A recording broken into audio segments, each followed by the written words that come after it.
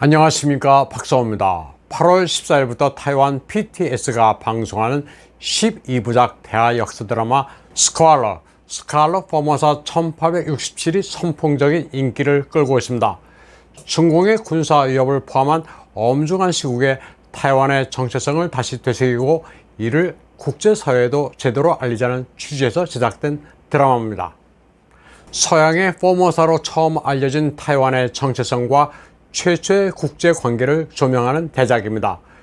1867년 타이완 남부 헝춘 반도에서 발생한 미국 상선 로보호 표류 사건이 타이완 역사에 미친 영향을 밀도 있게 그렸습니다.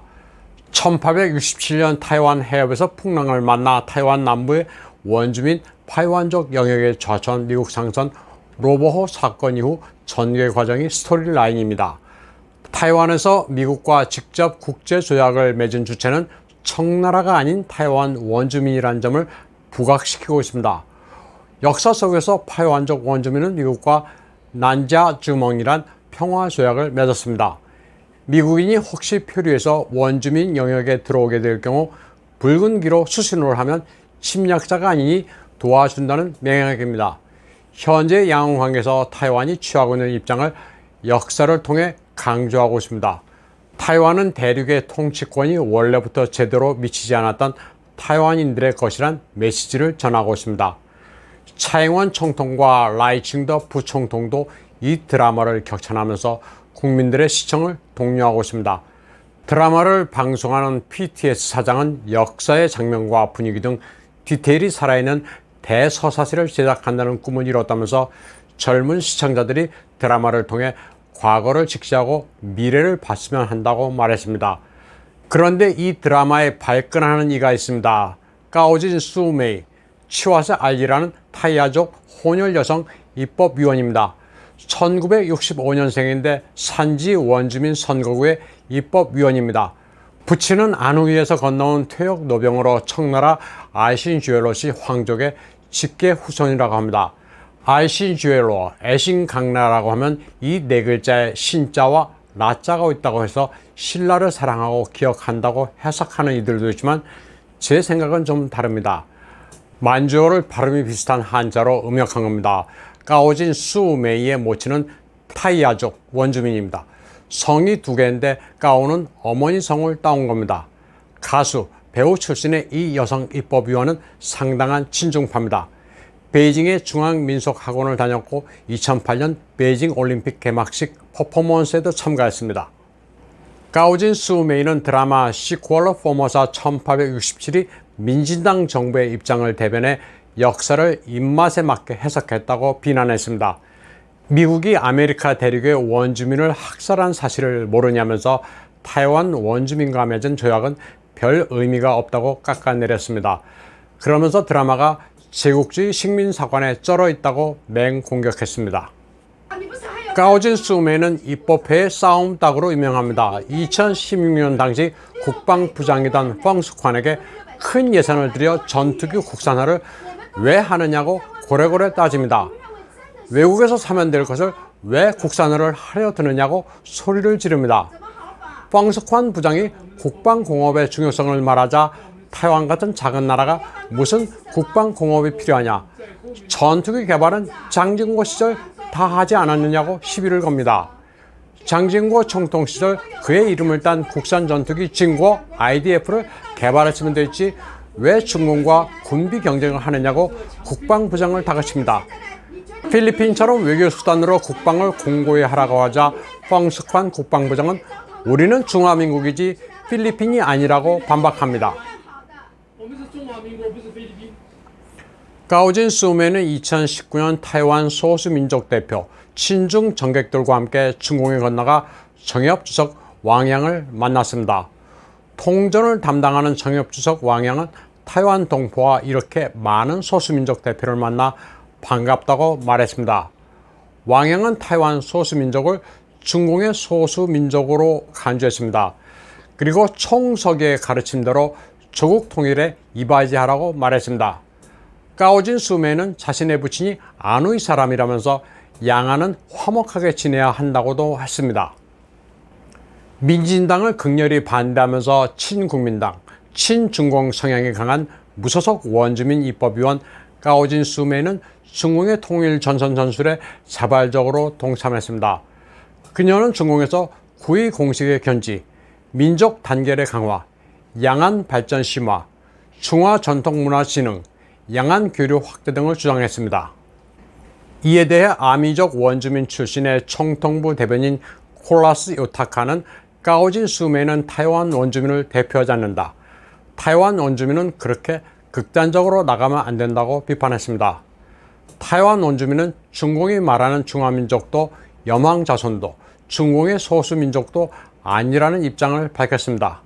그리고 구의 공식, 하나의 중국, 일국양제는 얼토당토하는 주장이라고 말했습니다. 2009년에도 까오진 수메이는 원주민 마을 족장들과 함께 중공을 방문해 후진타오를 만났습니다. 후진타오는 외교부장 왕이와 함께 인민대회당에서 원주민들을 극진하게 맞았습니다. 국가주석이 인민대회당에서 타이완 원주민을 맞이한 것은 아주 파격적이었습니다. 후진타오는 타이완 원주민은 중화민족 대가정의 일원이라면서 환영한다고 말했습니다. 당시 타이완에서는 지진으로 많은 이재민이 발생했었습니다. 후진타오는 이 자리에서 타이완 동포의 어려움은 우리의 어려움이라면서 원조도 약속했습니다. 당시 타이완은 화들짝 놀랐습니다. 중공이 올림픽을 개최한 다음에 여세를 몰아 자신감을 가지고 타이완에 대해 아주 적극적이고 대담한 통일 전선 전술을 펼쳤기 때문입니다. 당시 중공관영 CCTV는 후진타오가 타이완 원주민들의 따뜻한 온정을 베풀었다고 대대적으로 선전했습니다. CCTV와의 인터뷰에서 까오진 수메이는 우리 총서기가 타이완 원주민들에게 관심을 보여줘 감사하다면서 후진타오의 따뜻한 마음을 가지고 귀국하겠다고 말했습니다.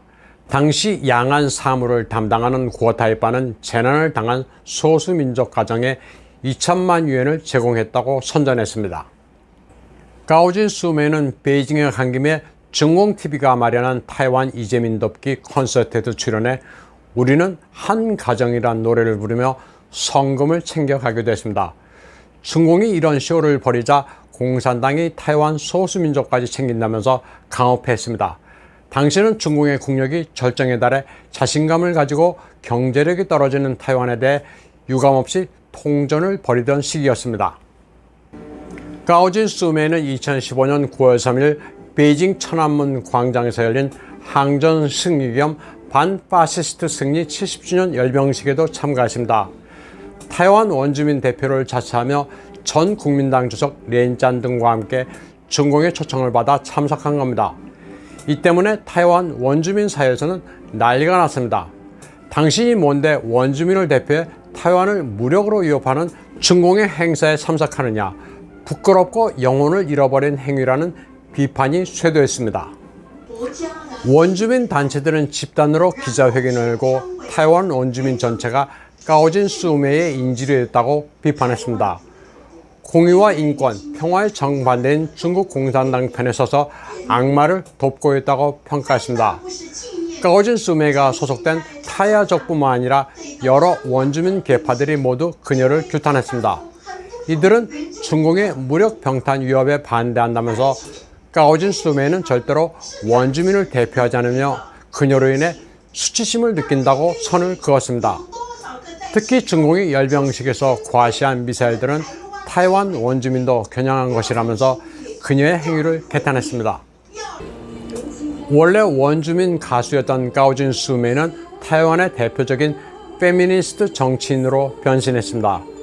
그녀가 가진 원주민으로서의 정체성은 크리티컬 레이스 티어리를 내세우는 미국의 흑인 인디언과 아주 유사합니다. 타이완 원주민의 역사는 억압과 착취로 점철되어 있다면서 거의 모든 사안에서 차이잉원 민주당 정부에 반대하고 있습니다. 미국산 돼지고기, 쇠고기 수입에 격렬하게 반대하는가 하면 일치 시기와 국민당 통치 시절 잃어버린 원주민의 땅을 되돌려달라고 민진당 정부에 다짜고짜 요구하고 있습니다. 그러면서도 특이하게 중국 공산당에는 무조건 우호적입니다. 까오진 수메이는 2009년 8월 11일 원주민 50명을 이끌고 일본 야스쿠니 신사에 몰려가 기습 시위를 벌였습니다. 고이즈미 총리가 군국주의의 상징 야스쿠니 신사를 참배하고 있다면서 일본 정부와 고이즈미 총리, 야스쿠니 신사 측에 소송까지 걸었습니다. 또 일본의 집단 자유권은 일본, 한국, 오키나와, 타이완의 평화와 안전을 위협한다고 주장했습니다. 당시 가오진 수메이 일행의 시위는 중공 샤오퍼농들이 그 전 과정을 촬영해 인터넷에 올리기도 했습니다. 이 정도의 조직적 시위는 외교 문제화 되기 때문에 중공이 직접 나서지는 못합니다. 아무래도 타이완 원주민이 나서주니 흡족했을 수도 있습니다. 타이완 원주민의 집단 시위로 당시 일본은 발칵 뒤집어졌습니다. 가오진 수메이에 대해 입국을 금지하라는 일본인들의 항의도 빗발쳤습니다. 오늘 방송은 여기까지 하겠습니다. 시청해주신 여러분 감사합니다.